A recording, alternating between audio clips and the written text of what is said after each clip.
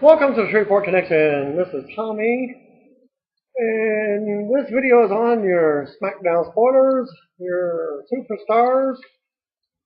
Well, take it back, not superstars, but WWE main event, and some brief news. And what happened after Monday Night Raw, thanks to JD Amato, who attended Monday's Raw in Brooklyn, New York, and sent the following notes on what happened after the show off the air. John Cena defeated Ryback in a tables match to retain the WWE title. Solid Raw hot crowd. Barclays Center is beautiful. WWE is returning for a house show on September 8th in that arena. And David Velasquez passed along word that the pre-sale for the September 8th live event started on Monday night and runs through Thursday at 10 p.m. Central Time with WWE Live as the pre-sale password.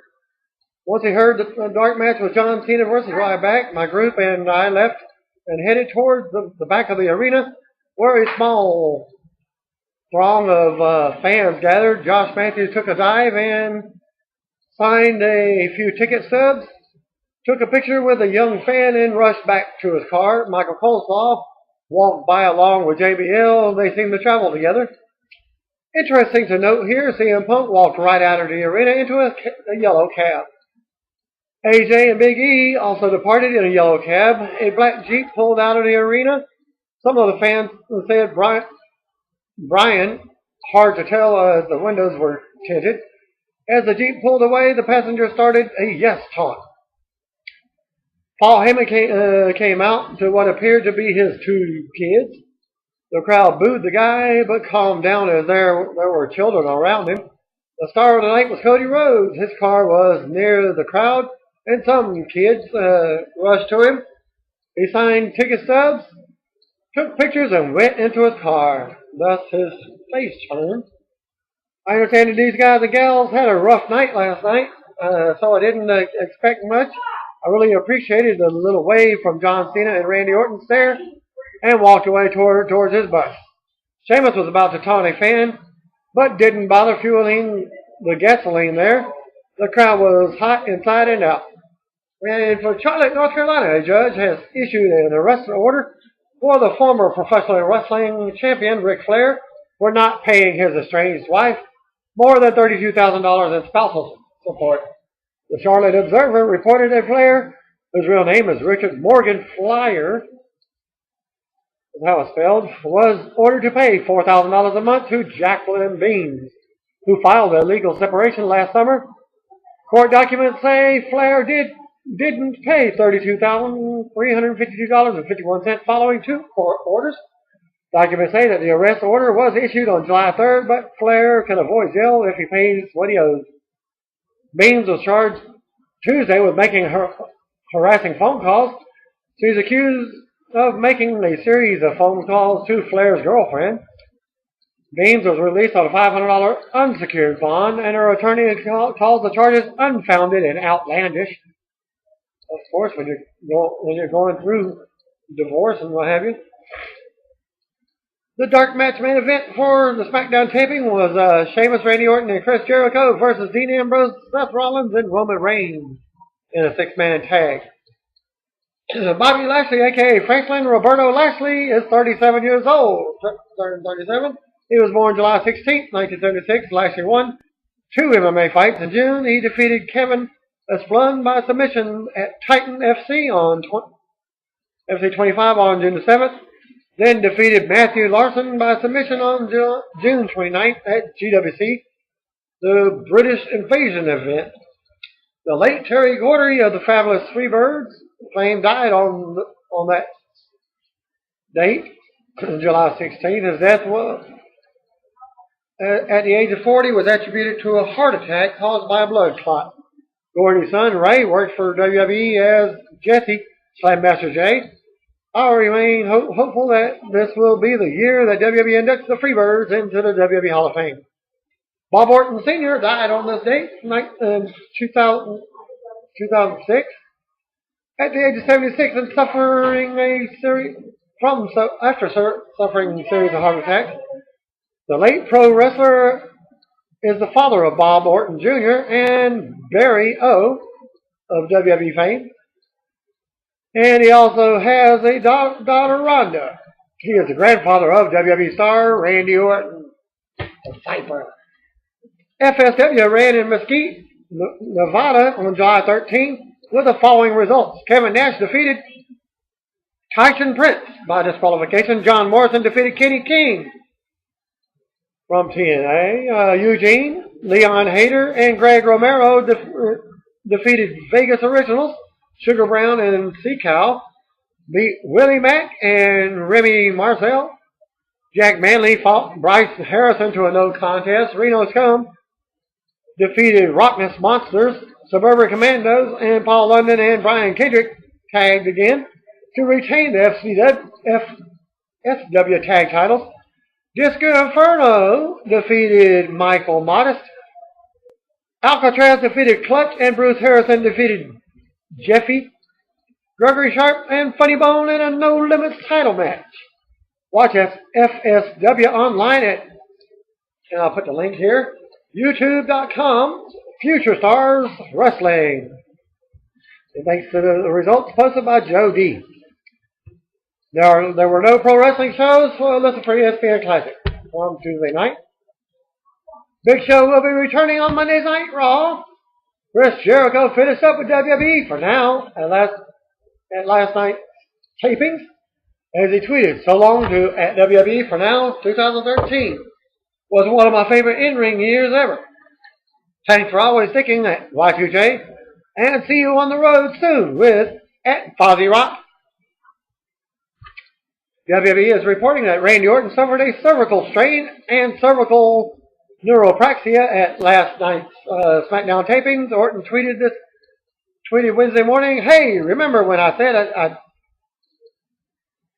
don't listen to the net? I'm fine. Del Rio's kicks are hard as hell, and I caught one to the neck. Part of the job." A fan brought out how the story was reported by WWE's official website, and Orton replied, "No, I mean every other site that runs the story and adds their 2 cents. When news leaked last week about of WWE's plan to do an angle where John Cena let the WWE fans pick Daniel Bryan as his SummerSlam opponent, the officials went ahead and did the angle on this week's Raw. It was originally planned to happen a few weeks from now, closer to when Total Divas aired.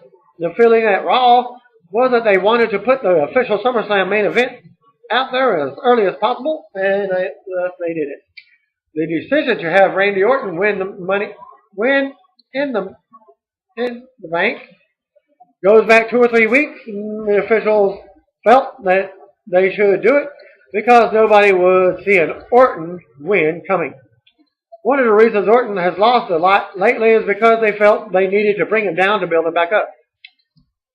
Happy birthday goes to the former TNA. And I take it back. That's not a birthday. Tara was recently released from her TNA contract. And you can go to ImpactWrestling.com to read all the releases this week. As Tara was consistently a good worker for TNA throughout her run with the company. She had been relegated to doing more as a second to Jesse than actual wrestling lately. At age 42, it will be interesting to see what her future plans are within the industry. She previously worked for WWE as Victoria. She currently owns the Square Circle restaurant in Chicago. And I believe she still owns or still does her little, I don't know, tattoo shop or whatever it was with tinted windows. Drew Hankinson, who wrestled as Doc in TNA, announced that his contract with the company expired on July 12th. And as of this evening, we have officially parted ways, he wrote on Twitter.com /ImpactDoc. Thanks to the .NET reader Agazi.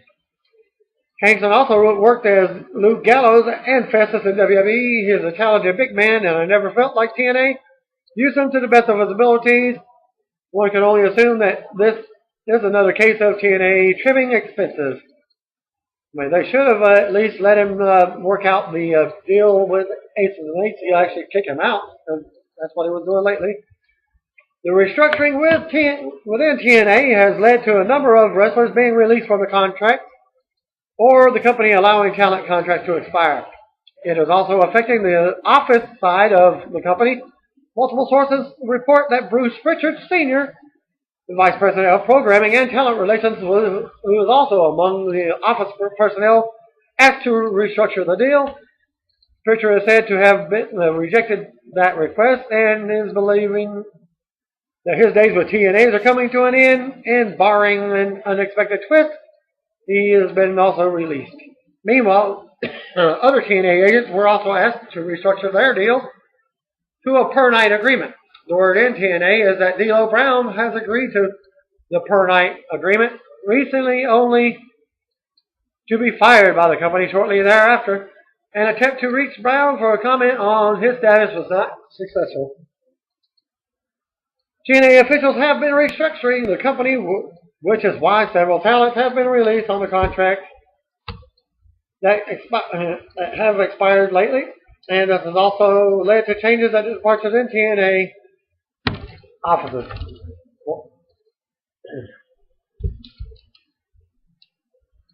I think I copied this twice and reworded it. Okay, in regards to WWE creative leaks that Deadspin wrote about yesterday, WWE released the following statement. We may have a modern-day Nostradamus on our hands. We might have to monitor these posts in advance of our next pay-per-view to see how good he or she really is. Roddy Piper made a guest appearance on the Biographies channel, The Hunting of, this past Saturday night. During this episode, Piper said that he discovered the ghost of Adrian Adonis. Psychic medium Kim Russo also said that she was getting messages from different spirits around Piper. One of them, she said, was a man whose name had a strong O, who came from a big family and who had died from a height, hinting at Owen Hart. Kim also claims to have seen the spirit of Mr. Perfect Kurt Hennig. And posting a link right here of Stone Cold's appearance on The Voice with Michael Chiavello. And footage of WWE Champion John Cena's appearance yesterday live with Kelly and Michael can be also seen at this link. Dustin Goldust Rhodes will appear at MMA Unleashed 2 at the Melbourne Auditorium in Melbourne, Florida on Saturday, July 27th. Stone Cold noted on Twitter that he had a meeting today for a new movie, as he tweeted.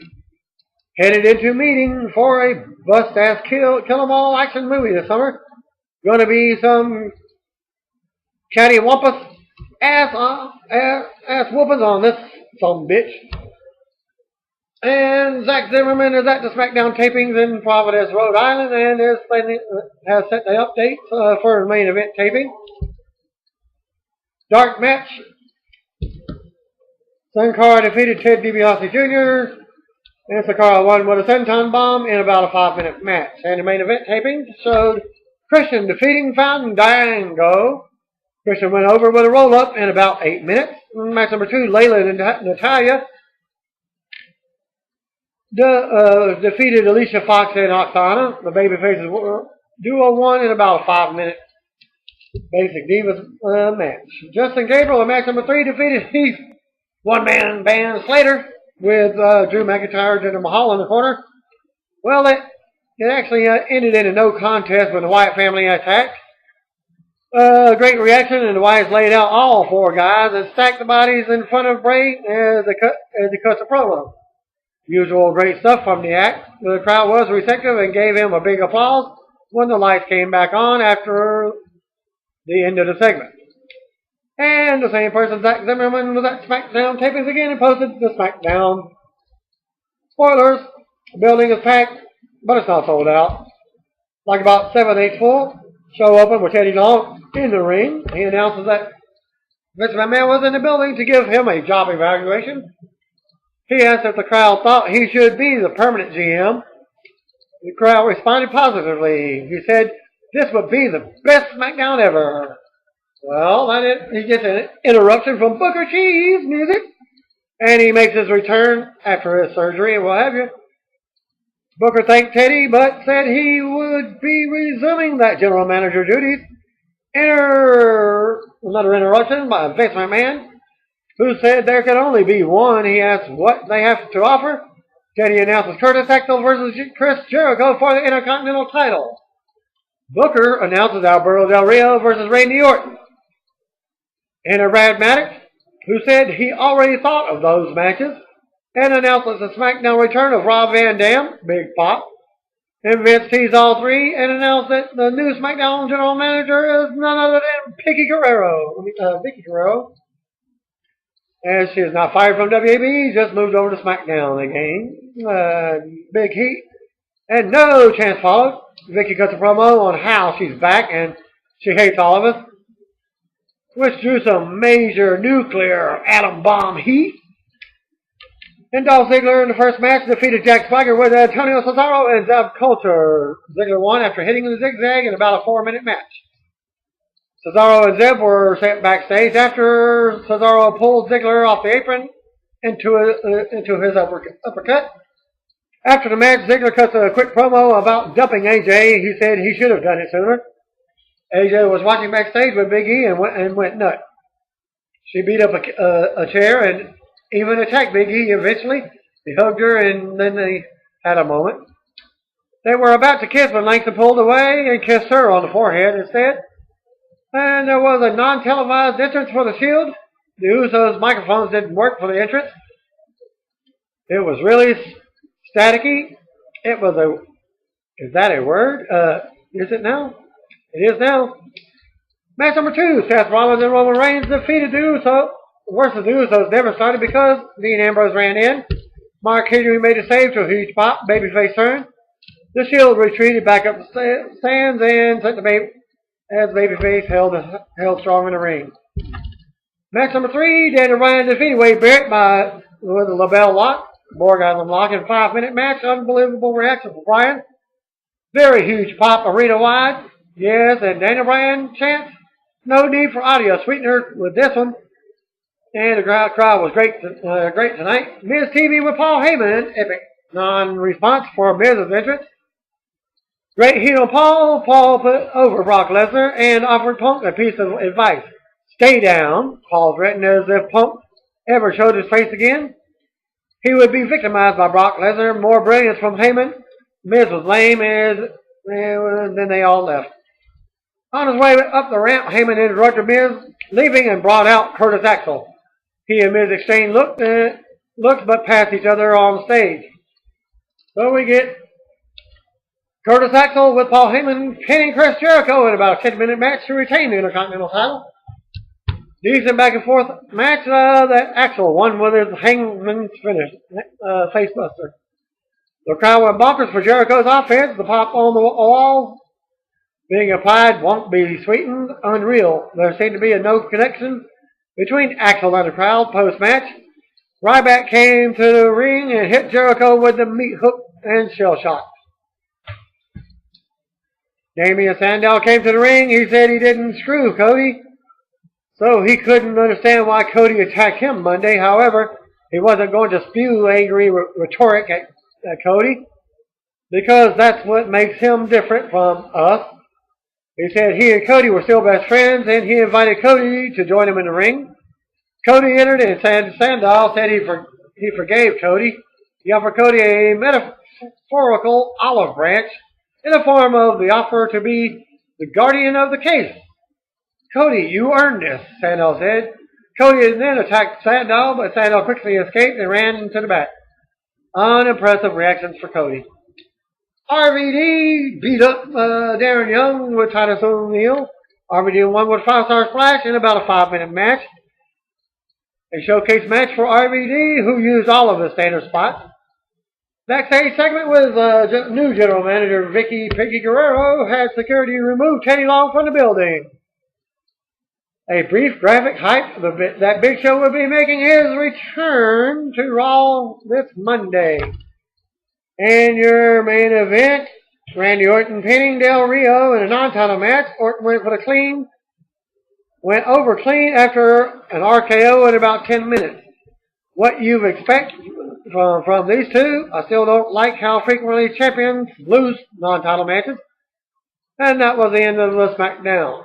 In the Dark Match main event, Daniel Bryan, Rob Van Dam, and Randy Orton defeated the Shield in a 6-man tag. The Babyface trio went over in about 7 minutes when Rollins tapped out to the Borgasm Lock. Report number 2 for WWE main event. Krista defeated Fandango. Layla and Natalya defeated Alicia Fox and Oksana. Justin Gabriel versus Heath Slater ended in a no contest when the Wyatt family attacked after the beatdown. Bray Wyatt cut a promo. And number 2 for SmackDown. Teddy Long opened the SmackDown and said Vince McMahon will be giving him a job evaluation later on tonight. Teddy could become the permanent GM of SmackDown. Booker T's music hits and out he comes. Booker thanks Teddy but says he's keeping his job. Vince comes out and talks about the job. Teddy makes Chris Jericho versus Curtis Axel for the Intercontinental title. And Booker makes Alberto Del Rio versus Randy Orton. Brad Maddox comes out and gets his 2 cents in. Said he's already booked those matches and had something even better, Rob Van Dam. Vince pulls a fast one and says Vicky Guerrero is the new SmackDown general manager. Out she comes to a huge heat. Vicky rips everyone for not supporting her for her firing on Raw. Dolph Ziggler beat Jack Swagger with a zigzag. Referee sent Zeb Coulter and Antonio Cesaro to the back after Cesaro interfered. Ziggler cut the promo after the match and said he should have jumped AJ Lee a long time ago. And then we see AJ and Big E Langston watching backstage. She flips out, attacked Big E. He calmed her down and they hugged. They go to kiss, but Big E stops and kisses her on the forehead instead. The Usos versus Seth Rollins and Roman Reigns was up next. The match never started as Dean Ambrose ran down. Mark Henry made the save for the Usos and the crowd went nuts for him. The Shield escaped through the crowd and they should have went ahead and made the 6-man tag for that to be on the program. In my opinion, Daniel Bryan beat Wade Barrett by submission. Bryan came out to a massive pop. I don't think that match was even noticed in the previous one. That's why I always get at least 2 reports. Miz TV with Paul Heyman was up next. Heyman praised Brock Lesnar and told CM Punk to just give up. Heyman then threatened another attack from Lesnar. Miz cracked jokes to end the segment. Curtis Axel defeated Chris Jericho after the match. Ryback came out and nailed Jericho with the meat hook and shell shock. Damian Sandow came out and talked to Cody about attacking him on Raw. He says that they're still best friends and tag team partners. Then Cody, he called Cody out. Sandow offered to forgive Cody and let bygones be bygones and let him be the guardian of his Money in the Bank briefcase. Cody didn't accept and attacked Sandow and escaped from the ring and headed to the back. Next up, Rob Van Dam defeated Darren Young, Miss Vicky Guerrero, and Heather Security escort Teddy Long out of the arena. And then they announced Big Show will be returning on Raw. And Randy Orton in the main event defeated Alberto Del Rio in a non-title match. Orton won with a clean RKO. SmackDown ended with Orton celebrating. And I have yet to get the Dark Match main event results for SmackDown. I think it was advertised as the Shield in that 6-man tag that I was talking about earlier, but I haven't got any results for that. I believe it was on here. I did mention it.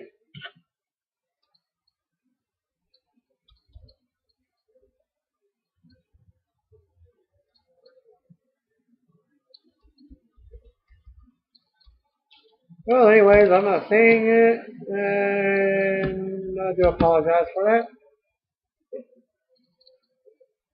And thanks for viewing. Peace out. Don't forget to call your 1-800-FELLA if you need any help with anything, because they'll give you a broke kick in your mouth, and then you'll have a full appetite. Anyways, I'll just set that as a joke. Again, peace out. God bless. Thanks for viewing.